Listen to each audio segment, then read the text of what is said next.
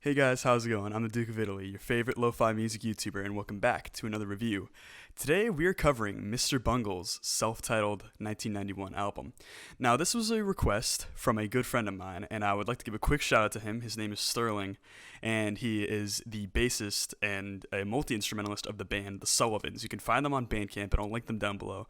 They're really, really good, and all they have released so far is a demo, but they're coming out with a full LP, and I think they're super talented. So if you guys have the time, totally check them out. If you like some alt-rock, experimental rock sounds, they're pretty great, and he's also a wizard on the trombone, so totally give him a shot. Now, as much as I love Sterling, we're going to talk about Mr. Bungle right now. So Mr. Bungle just released a single.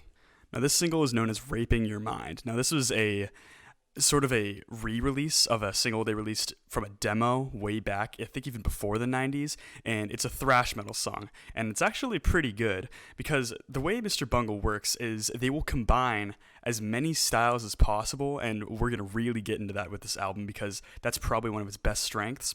And this song, while it's thrashy, it's also a bit sludgy, and it's got some sort of ska moments here and there. So it's a really good song, and I totally recommend you guys listen to it if you're into thrash. Now, Mr. Bungle has an interesting history. Now, the lead singer, Mr. Mike Patton, I believe, is actually part of Faith No More, who was in a big feud with the Red Hot Chili Peppers in the 90s.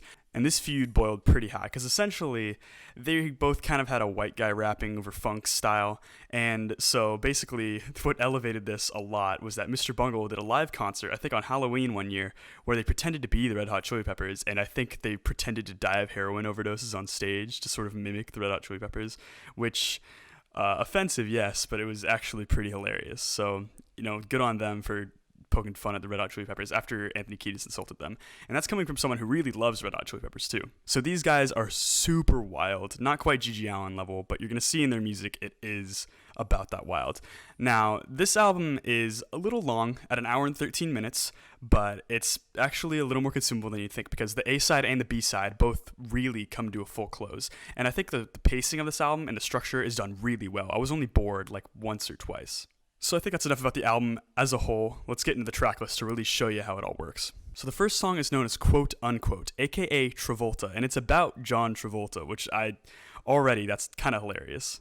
So it starts off with this sample played over, but then it goes into these doomy guitar blasts, and that already goes to show you that you're going to have no idea what this album's going to bring you next. This album switches from styles like left to right, like nobody's business. This will combine prog, ska, reggae, doom metal, thrash metal, sludge metal. You kind of name it here, it's gonna be there. Anywho, it's followed by these sort of really despicable sounding keyboard, which then switches into this little jazz lick for about a couple measures, and then it switches back, and it's kind of cyclical in a way. And while the lyrics of this song and the whole rest of the album you can totally take for just humor, and they are humorous, believe me, I was laughing my gut off once or twice on the A-side here at least. But you got songs here that really paint a dark picture, and this one paints a very egotistical and dark picture of John Travolta, which is hilarious on one hand, but if you take it seriously, it's actually quite menacing and introspective. Of course, songs like this do get a little ridiculous over time, just when you're like, okay, I get it. But that is kind of in its strength. So if you kind of lean into songs like this, you're going to really, really enjoy this album. So the next song is called Slowly Growing Deaf, and it's sort of about a desensitized society that's slowly growing more dumb throughout the years, which is relatively good commentary. So it starts off with this sort of ska type intro, but then that immediately switches up into a more droney sort of grunge feeling that's highly minimalist, but it's very spooky at the same time. And while Mike Patton isn't the strongest vocalist, and his vocals are kind of meant to evoke humor with his pronunciation of things, on this song he kind of reminds me of Candlemass, Epicus Doomicus Metallicus with his pronunciation, which I find kind of interesting, while Candlemass is a little cheesy in the way they sing, which isn't really even a bad thing. If you lean in this track, it just comes off as super hilarious. Later on in the song, it switches into this funky doo-wop groove with these sort of background vocals it's really funny just hearing it clash with the actual lyrics of the song. It's got these very funky, jangly guitars, and then it has a hard switch into almost like a noise rock turn. Unfortunately, the slow drones do get a little old by the end of the song, but at this point, it's kind of whatever. If you lean into it, it's good enough. And then the song ends with a sample of someone, I'm not going to spoil it. You guys listen to that song yourself, and you'll hear what happens. The next song is called Squeeze Me Macaroni, which is... First of all, that title is one of the funniest things ever. Like, how could you not love this title? Now, this song is actually about sex, and I guess it's for that metaphor of like the macaroni and cheese sounds. If you know the meme, you know the meme. In a way, that's could be what it's about. But it's all these sort of innuendos with food, and it's super gross. But the way it's painted is just the funniest thing ever. And the way Mike Patton says it is actually not that gross. It's kind of unrecognizable the way you hear it, because he's at a blistering pace just spitting off over and over this thing, which I don't even know if I'd call it rap. It's kind of spoken wordy, kind of just like slam poetry almost, but he's just like blistering forward with these food sex innuendos. It's the most wild thing ever. And of course, would this be a Mr. Bungle song off this album without these super doomy and noisy breakdowns? No, and they're here too. And then later in the song, it's probably one of my favorite combinations ever. There's this super sick slap bass groove that leads into like a much more proggy rhythm, which I can't get enough of. And this makes me think that like technically Mr. Bungle is like super amazing with the amount of actual like theory and interesting rhythms they put in here. It's so bizarre, it truly boggles my mind. So now we got Carousel, and while it has a bit of a carnival sound in the background that comes off as like super weird, it actually works really well for the song. It gives it sort of a malicious feel. It's again ska sounding with more patterns, breakneck speed lyrics, which are just so nice. Like, I love their addition to this album. And then there's sort of a doomy breakdown, which is actually kind of symphonic. And at this song, I can totally conclude that like this album really does rarely bore you. It only really happened on that second track like once, and this whole A side is like really coming to completion here. Now this track is probably the least eclectic in terms of style, but it's really not a detraction from the effectiveness. And now you got what I think is my favorite song on the album, Egg. Now Egg completes side A perfectly. It's a 10-minute just super hard going song about an egg, or a metaphor involving an egg, which this combines metaphors about life, death, Freudianism, depression, and of course sex, because every song on this album is about sex. It's got this incredibly funky intro that goes into this weird broken up 7/8 rhythm that just says egg on the 7th beat every single time, and for being so hard to catch on to for the first couple listens, it becomes incredibly catchy, which I don't know how you do that with a chorus of just saying egg. This album is too proggy for its own good. It's absolutely hilarious. Then comes in some like Harmon mute trumpet or something like that. I couldn't tell if it was Harmon mute, but it sounded really good. The original instrumental layer actually comes in again, and then it gets layered with doomy guitars, and then it turns noisy in the end, and then it kind of reverts back. It's really interesting how it cycles through. And honestly, I gotta say, this is Mr. Bungle's Lateralis, with the sheer quality and theory behind it. I actually think it might be a little smarter than Lateralis in the terms of what it's trying to say here. So yeah, side A completed masterfully. So starting off the B side, it takes a turn for the seriously malicious and sadistic with the song Stub a Dub, which is actually about the guitarist's dog who is dying. And the second half of the album is actually far more disorienting than the first half. So on this part of the album, you get a little more prog, a little more like Emerson, Lake and Palmer, except less self-indulgent. And then you got this sort of really disturbing feeling, almost like industrial. I was getting some serious Halber Mensch vibes from this song. Now, honestly, I thought this was the worst song on the B-side, but it's still pretty good. It does just drag a little bit. Now you got the song My Ass is on Fire, and great title. Now this song kind of goes back to their thrash roots with the song Raping Your Mind, and it's super effective. A little bit through the song, you actually get this blood-curdling, almost black metal scream from Mike Patton, which it only shows up once, but it's super awesome. And I'm a sucker for tremolo guitar, and you get a tremolo guitar solo, so it just keeps layering on all these elements that I like. Whether or not they're sensical, it doesn't even matter, because this whole album's not meant to be that way. And this kind of reminds me of a proggier, funkier, slightly less sludgy version of like Acid Bath, with the amount of just totally depraved and decrepit lyrics. This song has a breakdown that is absolutely terrifying. And then we get the first ever implementation of anything I would ever describe as doom ska, which is the breakdown, which the sheer eclecticism of this album has never shined through better than on this track.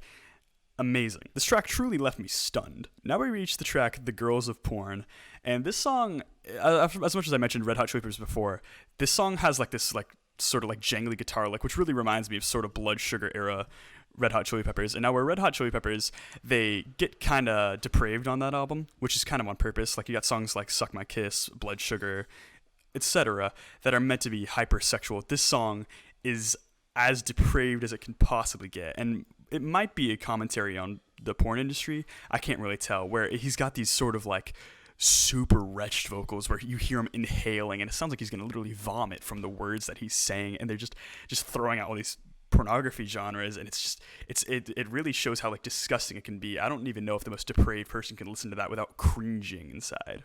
There are also some horns added in on this album, which they're supposed to sound kind of humorous at first, but it's kind of like almost like a skinny puppy effect where like at first you're like, oh yeah, this is sick, and then you're like, oh god, someone help me. Now you got the song Love is a Fist, which it almost sounds like a tribute to sort of Freaks era Gigi Allen with the hook, but like Love is a Fist, which I don't know if it's commentary on Gigi Allen, but it's brutal. Where like the first time you hear it, you're like, oh yeah, and then you're like, oh no. It's got these sort of twinkly guitars, which turn super sludgy, which is just awesome. It's got this off-kilter ska, which is followed by almost this like krautrock or psych rock riff. It's awesome. And this song almost has like a Swans like effect of feeling claustrophobically loud, where you're not just like writing it with something like Daughter's self-titled. This thing, you feel the love here. And the album ends out with the track Dead Goon, which is about an asphyxiophile that one of the band members actually heard of and was from his hometown, who died while suffocating himself, obviously for sexual gratification. And it starts off with this sort of noisy, sort of spaced out effects, which is almost as experimental as the album gets here, which is crazy to say. And you got like these muted taps on guitars and all these sort of different implements, and it's really awesome. Beat turns truly despicable with these plucked guitars, and the synths are piercing into your soul. The song reaches almost like shoo-shoo levels of depravity here. It's really disgusting. And I swear, as the song goes on,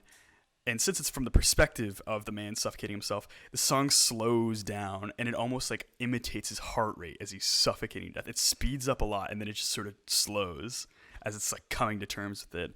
And then the song ends with like 3 minutes of like almost like field recordings, and I imitated it as like his soul like drifting off. Maybe it was in hell or something, and it's like a total dream state where you have no idea what's going on, and super amazing way to end the album. I was pretty stunned myself. So what can I say about this album that hasn't been said before? It's a classic for a good reason.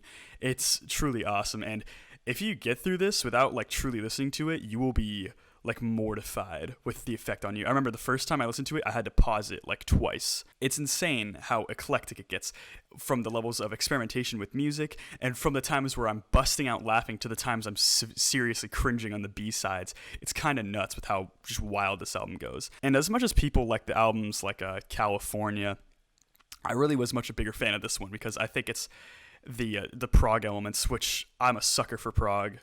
I think that's been said enough by now. This album sticks out to me in every way it possibly could. So to finalize this album, wow, proggy, terrifying, pretty awesome. The flaws are there, but they're minimal. Just a couple songs drag on a bit, and maybe the field recordings went on just a little longer than they had a right to, and the sampling at the end of the second track I found a little unnecessary. I know it kind of sort of established sort of the feeling of the song being gross, but didn't really strike a chord with me.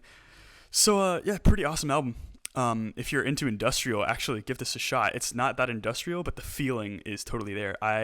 This is a come to Brazil, so Mr. Bungle, you're doing great. This album's pretty freaking awesome. So yeah, that's my review. I kind of love this album.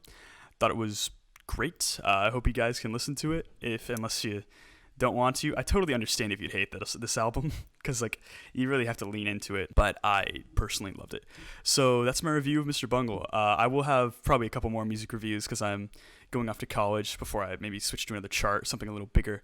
But if you guys have any comments, questions, or concerns, go ahead, comment down below, or my social medias. If you like the video, please like and subscribe. Subscribing is free, and if you hit the bell icon, you'll get notifications for my next video. Anyways, I'll see you next time. I hope you guys are having a good day. Bye.